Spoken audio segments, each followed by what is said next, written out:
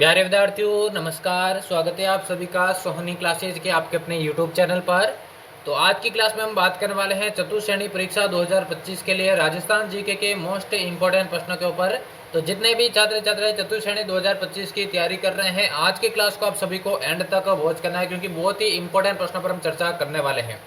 तो आज की क्लास को एंड तक वॉच करना है, साथ साथ में आपको आंसर बताना है। तो बिना किसी देर के क्लास को शुरू करते हैं। पहला प्रश्न आपसे पूछा गया है, बीकानेर राज परिवार की कुलदेवी है करणी माता, चामुंडा माता, अन्नपूर्णा माता या फिर नागनाची माता। जल्दी से पहले प्रश्न का राइट आंसर कमेंट बॉक्स में बताइए। सभी को आंसर बताना है, कोई भी पीछे नहीं रहेगा। पहले प्रश्न का राइट आंसर क्या हो जाएगा? तो बीकानेर राज परिवार की कुलदेवी के बारे में बात करें, करणी माता दोस्तों आपके बीकानेर राज परिवार की कुलदेवी है। पहले ऑप्शन इसका बिल्कुल राइट आंसर हो जाएगा। अगला प्रश्न पूछा गया, गोमती सागर पशु मेला कब आयोजित होता है? माघ महीने में, मार्गशीर्ष में, वैशाख में या फिर श्रावण में? सभी को कमेंट में इसका आंसर बताना है। जो गोमती सागर पशु मेला है कब आयोजित होता है, यही आप सभी से पूछा गया है। तो जल्दी से सभी विद्यार्थी इस प्रश्न का आंसर बताइए, कौन सा ऑप्शन इसका बिल्कुल करेक्ट आंसर हो जाएगा। तो गोमती सागर पशु मेले की बात करें दोस्तों, ये आपके वैशाख माह की पूर्णिमा को आयोजित होता है। तीसरा ऑप्शन इसका बिल्कुल यहाँ पर करेक्ट आंसर हो जाएगा। और जो गौतमेश्वर महादेव मंदिर है दोस्तों, वो भी आपके वैशाख पूर्णिमा को ही आयोजित होता है। अगला प्रश्न देखिए, पूछा गया, कोटा के जगमंदिर महल का निर्माण किसने करवाया था? महाराणा अमर सिंह, रानी रूप कंवर, महाराणा करण सिंह या फिर रानी ब्रज कंवर? कौन सा ऑप्शन इस प्रश्न का यहाँ पर राइट आंसर हो जाएगा। कोटा के अंदर जो जगमंदिर है दोस्तों, उसका निर्माण किस शासक ने करवाया था या किसने करवाया था? तो जल्दी से सभी विद्यार्थी इसका आंसर बताइए। तो कोटा का जो जगमंदिर है उसका निर्माण आपके रानी ब्रज कंवर द्वारा दोस्तों करवाया गया था। चौथा ऑप्शन इस प्रश्न का यहाँ पर राइट आंसर हो जाएगा। अगला प्रश्न पूछा गया, राजस्थान की कौन सी नदी विंध्याचल पर्वत के मिंडा स्थान से निकलती है? बाणगंगा, लूणी, माही या फिर चंबल? सभी को इस प्रश्न का आंसर बताना है, कौन सा ऑप्शन राइट आंसर हो जाएगा। विंध्याचल पर्वत के मिंडा से दोस्तों कौन सी नदी इनमें से निकलती है, यही आप सभी से पूछा गया है। तो सभी विद्यार्थी कमेंट करके इसका आंसर बताइए, कौन सा ऑप्शन राइट आंसर होने वाला है। तो विंध्याचल पर्वत के देखिए आपके मिंडा स्थान से जो नदी निकलती है वो आपकी माही नदी है। और झील अगर आपसे पूछे तो मेहंद झील से इसका उद्गम होता है। तीसरा ऑप्शन इस प्रश्न का राइट आंसर हो जाएगा। ये नदी दोस्तों आपके उत्तर से दक्षिण से निकलकर वापस दोस्तों दक्षिण में जाती है और यू आकार के दोस्तों उल्टे यू आकार की दोस्तों आकृति बनाती है। चलिए अगला प्रश्न देखिए। अगला पूछा गया, मक्का राजस्थान की किस जनजाति का मुख्य भोजन है? सांसी, भील, मीणा या फिर सहरिया? जल्दी से सभी इसका आंसर बताइए। जो मक्का है राजस्थान की कौन सी जनजाति का मुख्य भोजन है, यही आप सभी से पूछा गया है। तो जल्दी से सभी विद्यार्थी इस प्रश्न का आंसर बताइए, कौन सा ऑप्शन करेक्ट आंसर हो जाएगा। तो मक्का की बात करूं, ये दोस्तों आपके भील जनजाति का, ठीक है ना, भील जनजाति का मुख्य भोजन है। दूसरा ऑप्शन इस प्रश्न का यहाँ पर राइट आंसर हो जाएगा। अगला देखिए, अगला पूछा है, निम्नलिखित में से कौन सा पर्यटन स्थल राजस्थान के बीकानेर में स्थित नहीं है? देशनोक, करणी माता मंदिर, राजस्थान राज्य अभिलेखागार, लालगढ़ पैलेस या फिर पिछोला झील? सभी को इस प्रश्न का आंसर बताना है, कौन सा ऑप्शन राइट आंसर हो जाएगा। इनमें से कौन सा पर्यटन स्थल है जो बीकानेर में स्थित नहीं है, यही आपसे पूछा गया है। तो सभी विद्यार्थी कमेंट करके इसका आंसर बताइए। तो यहाँ पे देखिए, जो पिछोला झील है वो आपके बीकानेर के अंदर नहीं है, बल्कि ये आपके उदयपुर के अंदर है। चौथा ऑप्शन इस प्रश्न का यहाँ पर राइट आंसर हो जाएगा। अगला प्रश्न पूछा गया, जसनाथ जी को कत्रेसर बीकानेर के पास किस शासक ने भूमि दान में दी थी? बलबन ने, मोहम्मद बिन तुगलक ने, मोहम्मद गजनवी ने या फिर सिकंदर लोदी ने? सभी विद्यार्थियों को इसका आंसर बताना है। जसनाथ जी को देखिए कत्रेसर बीकानेर में किसने आपके भूमि दान दी थी, यही आपसे पूछा गया है। तो सभी विद्यार्थी करेक्ट आंसर बताइए। तो राइट आंसर की बात करें, सिकंदर लोदी दोस्तों, चौथा ऑप्शन जिसने भी सही किया उन सभी का यहाँ पर करेक्ट आंसर हो जाएगा। अगला प्रश्न पूछा गया, केंद्रीय शुष्क बागवानी संस्थान कहाँ पर स्थित है? बीकानेर, गंगानगर, चित्तौड़गढ़ या फिर जालोर? सभी को इस प्रश्न का आंसर बताना है, कौन सा ऑप्शन राइट आंसर हो जाएगा।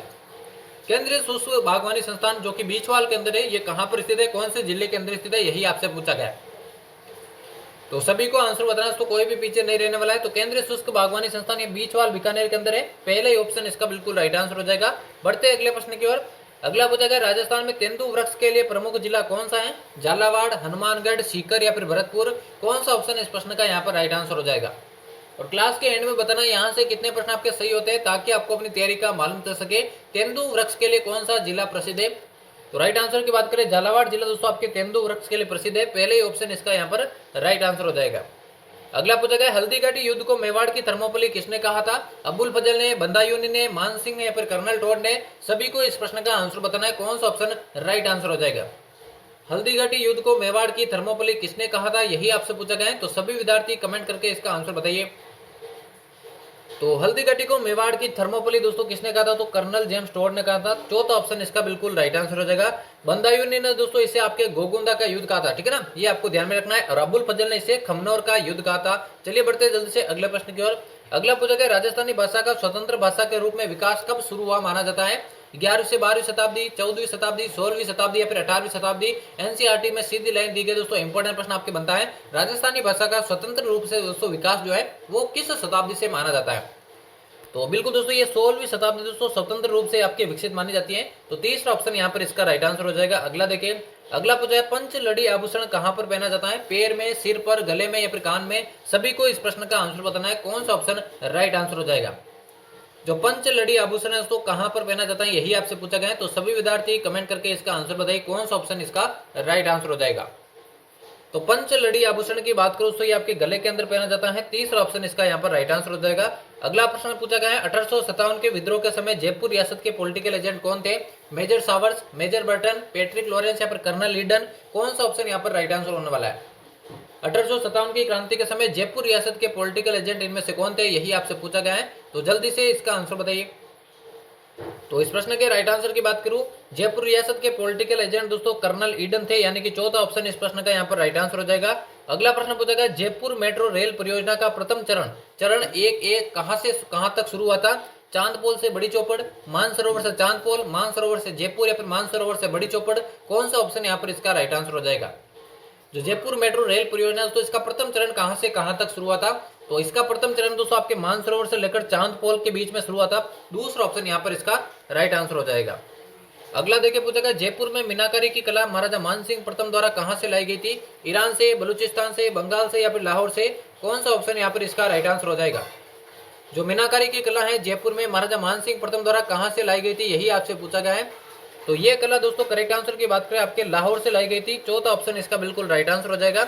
चलिए बढ़ते हैं अगले प्रश्न की ओर। अगला पूछा है 1938 में मेवाड़ प्रजामंडल की स्थापना के समय इसका उपाध्यक्ष कौन था? भूरेलाल बया, रमेश चंद्र व्यास, माणिक्यलाल वर्मा या फिर बलवंत सिंह मेहता? जल्दी से सभी इसका आंसर बताइए। मेवाड़ प्रजामंडल की स्थापना के समय इसका उपाध्यक्ष कौन था? देखिए मेवाड़ प्रजामंडल की बात करें तो 24 अप्रैल 1938 को इसकी स्थापना हुई थी माणिक्यलाल वर्मा के प्रयासों से, जबकि इसका प्रथम अध्यक्ष बनाया गया था बलवंत सिंह मेहता को, और इसका जो प्रथम उपाध्यक्ष है वो आपके भूरेलाल भैया को दोस्तों बनाया गया था। एग्जाम में पूछा गया प्रश्न है, पहला ही ऑप्शन इसका राइट आंसर हो जाएगा। अगला पूछा है राजस्थान में लाल पीली मृदा मुख्यतः किन जिलों में पाई जाती है? कोटा, बूंदी, बारां, बाड़मेर, जैसलमेर, जोधपुर, भरतपुर, धौलपुर, सिरोही, भरतपुर, धौलपुर, करौली और चौथा है सिरोही, राजसमंद, उदयपुर। जो लाल पीली मृदा दोस्तों मुख्य रूप से कौन से जिलों में पाई जाती है, यही आपसे पूछा गया है। तो लाल पीली मृदा की बात करूं तो ये आपके सिरोही, राजसमंद और उदयपुर जिलों में पाई जाती है। चौथा ऑप्शन इस प्रश्न का यहाँ पर राइट आंसर हो जाएगा। अगला देखिए, अगला पूछा गया है ऊंट प्रजनन एवं अनुसंधान केंद्र कहां पर स्थित है? जोधपुर में, बीकानेर में, बाड़मेर में या फिर टोंक में? सभी विद्यार्थियों को कमेंट में इसका आंसर बताना है। ऊंट प्रजनन और अनुसंधान केंद्र कहां पर स्थित है? सभी को कमेंट में आंसर बताना है, कौन सा ऑप्शन राइट आंसर हो जाएगा। तो ऊंट प्रजनन एवं अनुसंधान केंद्र की बात करूँ दोस्तों आपके बीकानेर के अंदर स्थित है, बीकानेर के अंदर स्थित है। दूसरा ऑप्शन इस प्रश्न का यहाँ पर करेक्ट आंसर हो जाएगा। तो दूसरा ऑप्शन जिसने भी सही किया उन सभी का यहाँ पर करेक्ट है। अगला देखिए, अगला पूछा है राजस्थानी भाषा का निम्न में से कौन सा ग्रंथ गद्य और पद्य दोनों में लिखा गया है, यानी कि चंपू काव्य है? हरिकेली, कानड़दे प्रबंध, अचलदास खिचरी वचनिका या फिर वेली किशन रुक्मणी? कौन सा ऑप्शन यहाँ पर इसका राइट आंसर हो जाएगा? इनमें से कौन सा जो ग्रंथ है दोस्तों गद्य और पद्य दोनों में लिखा गया है? तो राइट आंसर की बात करें वो हो जाएगा दोस्तों शिवदास गार्डन द्वारा रचित अचलदास खिचरी वचनिका। तीसरा ऑप्शन इसका बिल्कुल करेक्ट आंसर हो जाएगा, जिसमें दोस्तों आपके गागरों दुर्ग के शाखों के बारे में भी वर्णन किया गया है। और आज के महत्वपूर्ण प्रश्नों की क्लास का लास्ट प्रश्न होने वाला है। यहाँ पर आपसे पूछा गया है राजस्थान का कौन सा शहर परिधानों के शहर के नाम से जाना जाता है? जयपुर, कोटा, भीलवाड़ा या फिर बीकानेर? जल्दी से सभी इसका आंसर बताइए। और यहाँ से कितने प्रश्न आपने सही किए हैं ईमानदारी से आपको कमेंट बॉक्स में बताना है, जिससे आपको अपनी तैयारी का मालूम चल सके। परिधानों के शहर के नाम से कौन सा शहर प्रसिद्ध है? तो राइट आंसर की बात करें परिधानों का शहर दोस्तों आपके भीलवाड़ा को कहा जाता है। तीसरा ऑप्शन यहाँ पर इसका राइट आंसर हो जाएगा। तो यहाँ पर हमारे चतुर्थ श्रेणी 2025 की परीक्षा के लिए राजस्थान जीके के मोस्ट इंपोर्टेंट प्रश्नों की क्लास समाप्त होती है। उम्मीद करता हूँ क्लास आप सभी को पसंद आएगी। डेली चैनल पर इसी तरह की क्लासेस पाने के लिए चैनल को सब्सक्राइब करके बेल आइकन को प्रेस कर देना। तो मिलते किसी अन्य क्लास में, तब तक लेते हैं आप सभी से अलविदा।